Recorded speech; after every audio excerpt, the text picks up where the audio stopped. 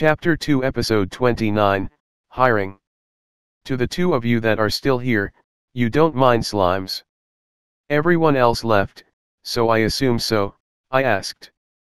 They quietly nodded. Then can you tell me your names? And if there's anything in particular you want before I hire you, by all means tell me. Let's start with the man. I called out to the middle-aged man on the right first. Both he and the woman had my curiosity. Their clothes were far from what you tended to see around town, like something Chinese people in a kung fu film would wear, so I noticed them the moment they entered the room. The man's staff and the woman's hair ornament were especially peculiar. I am Fei, the man said while I was watching them. This is my daughter, Lilin. We would appreciate it if you can hire us both. He even sounded like someone from a kung fu movie. Your father and daughter? I asked. My daughter looks more like her mother, not so much me. There is also one thing I must tell you, Fei said and showed me his right leg. It had a wooden brace on it. I am a merchant from a country called Gilmar. It has become dangerous due to war, so I fled. But by the time I got to this country, most of my money had been stolen. All I have left are my belongings and my daughter. At first I had no money, so I worked as a miner to make what little I could, but a cave-in broke my right leg. I don't have the money to ask a healer to cure it, so it will take some time to recover. Can I still work for you, even with a bad leg? A broken bone could be cured with a few casts of high heal, a mid-tier healing spell. A high-tier version called Mega Heal could also do the job with a single cast. I couldn't use either, but a healing slime likely could. Either way, Fei could work solely as a receptionist until he recovered. If you don't mind working at a desk until you get better, your leg isn't a big issue. Really? Yes, and receptionist work is a perfectly fine job. If you can serve the customers well, then we don't have a problem. What do you want for a salary? As long as I make enough to live on, that's plenty. I see. Then let me talk to your daughter next. Lilin, right? How much do you need? The same as him. I want to make enough to survive, and I want to be hired alongside my father. If you could either let us live at the store or introduce us to cheap inns or housing, that would also be nice. We currently live in temporary lodging courtesy of the guild, which we'll have to leave when we find work. Many say they can't hire me because of my leg. My daughter is doing odd jobs for the guild, which has earned us just barely enough to take care of ourselves. We actually don't have much money left. As long as you have somewhere we can stay for cheap, we can't complain. If they wanted to stay at the store, the lodging I set up for employees was empty, so that was fine. They also said that they could work for low pay, so the amount I had planned should have been enough. They may have been foreigners, but we were able to come to an understanding. They also seemed to be hiding some considerable strength. They were as guarded against attacks as Jeff and the like, and they would at least be better fighters than the thieves and adventurers I had taken on before. If I hired them, they might be effective bodyguards for the store too. We do have rooms for employees to live in, so you're free to use them if you like. Really? I'm glad I asked. Everyone else had left anyway, and they seemed capable enough. That left only one thing. I have one last question, but before that, I need to ask the guild master something. What do you need? Sorry, but can you leave the room for a bit? I'll be revealing a bit about my store, I said casually, but seriously wanted her to leave. These people probably didn't work any ordinary jobs. The smell of death was upon them, I guess you could say. There were plenty of people in this world who killed in self-defense. Even I had killed 30 thieves myself. But these people had likely murdered far more. I had never encountered someone who came across this way, in either my old world or this one. Maybe I could protect myself if worse came to worst, but not if I had to defend the guild master at the same time. Why drive me out? If something's on your mind, tell me, she asked sincerely in return. Like I said, it's about my store's secrets, I continued to insist, ever wary of the other two. Guildmaster, that's enough, Faye interjected. He figured us out. Now I felt like my anxiety was all wrong. What was the meaning of this? Manager, who are you? We're ex-assassins, but we mean you and the Guildmaster no harm. It was true that I sensed no hostility. Guildmaster, did you know about this? I asked. The Guildmaster sighed. Of course. I don't know how other places do it, but anyone who gets work through my guild, especially foreigners, must be checked by me personally. If they turned out to be spies, I certainly couldn't give them any work.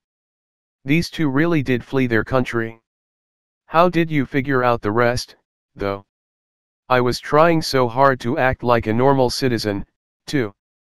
You and the Guildmaster are the only ones to find out so far. If you picked up on our secret, you can't be any ordinary person. Very interesting, Lillian said calmly, while Faye looked shocked and faintly smiled. I don't have the eyes the Guildmaster does, but I've studied combat for a long time, so I can get a sense for how strong someone is. Also. What? I noticed that you're both hiding weapons. Faye. Lillian. Is that true? Ack, so you found that out too. I was once taught more about concealed weapons than I ever cared to know, you see. The world's most frightening creatures are humans because they can use their heads, deceive others, and strike while their guard is down. The best weapons for such a purpose are those that can be concealed. To learn how to protect yourself from attacks with these weapons is to learn the weapons yourself, I said. That was what my father told me, but thinking about it now brought back memories. I was attacked a lot in my everyday life. Just what kind of life did you live? Are you the same type of person we are? Doesn't seem like it. You're like us, and yet not. Like you only learn the techniques, strangely. If they could tell that much from looking at me, these people were amazing. I learned them from a teacher, yes. I didn't begin to use them until 3 years ago, and only a few times, against thieves. It's a difference of experience, then. Our job back in our country was to execute lawbreakers like traitors and thieves. Our country has much fighting and chaos. If you didn't have people like us to hunt down and kill criminals, nobody would be safe. What I said about being a merchant wasn't a lie, though.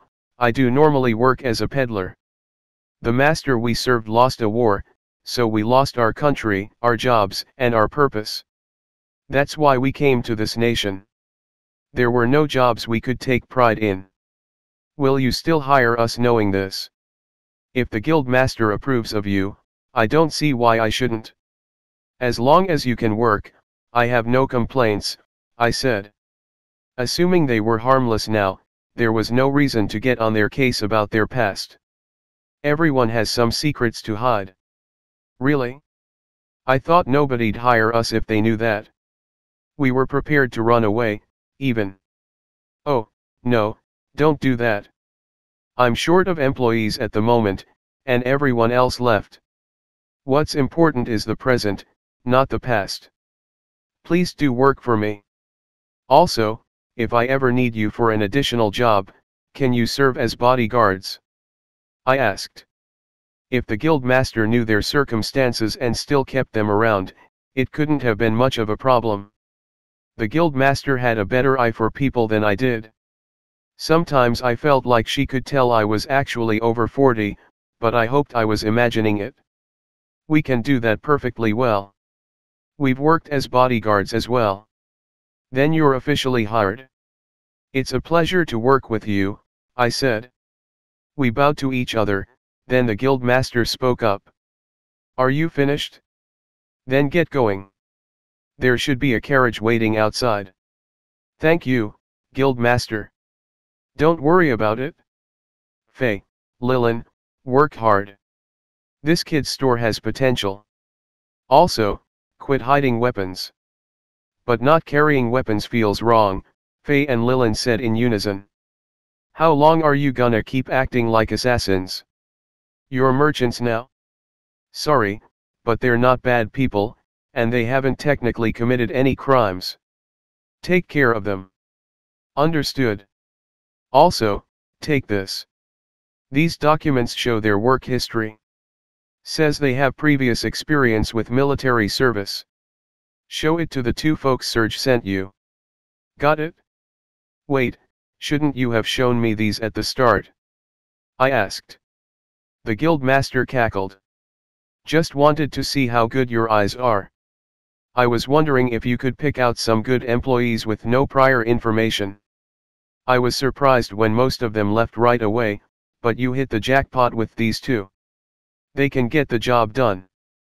And you seem to have pretty decent eyes yourself, though I don't know how well they'd work for you as a merchant. Anyway, good luck out there. Thank you. Faye, Lilin, and I got on the carriage the guildmaster prepared for me and returned to my store. There weren't as many customers when I got back as there were that noon, but there were still tons. The twins looked busy. Welcome back, boss, they said. Quite a lot of people, Faye remarked. Is this your store, boss? It's doing good business, Lilin noted. Give me a moment. Carla, I'll help. First we need to serve the customers. Boss, I'll help. I can carry stuff. Me too, laundry's not more than I can carry. Thanks. Don't push yourself too hard, just do what you can. They offered to help on their own, so I happily let them. Faye was only supposed to be a receptionist, but he seemed able to move around to some extent. We were able to make it through the rush of customers that night and arrive at closing time in one piece. I put up the sign saying we were closed and shut the door.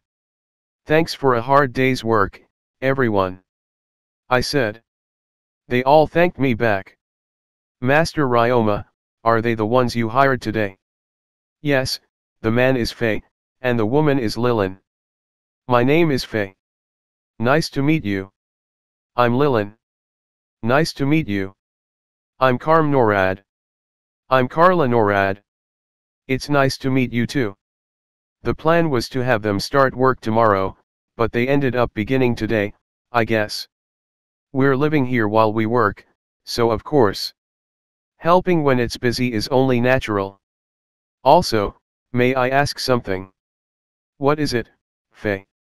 We carried the laundry today, but when is the laundry actually done? All we did with it was put it in a wall for a slime to take. Oh right, I didn't explain how we do laundry, did I? I used the cleaner slime and a goblin's loincloth to demonstrate to the two of them. They seemed to understand.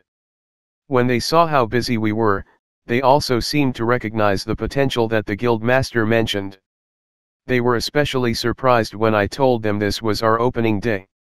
Getting this many customers on opening day was even rare in my old world, unless you were a pachinko parlor. For this world, it was apparently extremely rare to have this much business right away. From what the customers told me, news of my store was spread by adventurers. The adventurers that I slayed goblins with told their fellow adventurers, their families, and average civilians. When I introduced the place to Pauline, that also seemed to deliver the news among the local housewives, so people had heard about the laundromat from various sources. Our services are cheap, so a lot of customers came to try it this morning. A lot of the customers in the afternoon said they heard about it from people who tried it. I imagine we'll see similar results for the next few days. This world had no cell phones or social media, so I underestimated the power of word of mouth. Maybe my haphazard advertising was to blame, though it was certainly to my store's benefit. It was over for now, at any rate, so I decided to take the time to cure Faye's leg. Carla, Carm, can you clean up the shop for the night? Understood, they said. Thank you. Faye, Lilin, come with me. I had them wait in the break room, then fetched 2 healing slimes. They were surprised when I said these creatures could cast high heal, but they appreciated and accepted the help. Thanks to the healing slime's efforts, Faye's leg fully recovered. Broken bones vary in severity, but this injury took them 3 casts of high heal each for a total of 6 casts. Thanks for that, I'm glad to have this leg taken care of. Healers charge a lot for their services. You don't mind doing this for free. Making it easier for my employees to work is my job. If my slimes or I can do something for you, I won't charge for it. There were healers in town, but you had to pay them an amount based on their skill and magical energy for each individual spell they cast.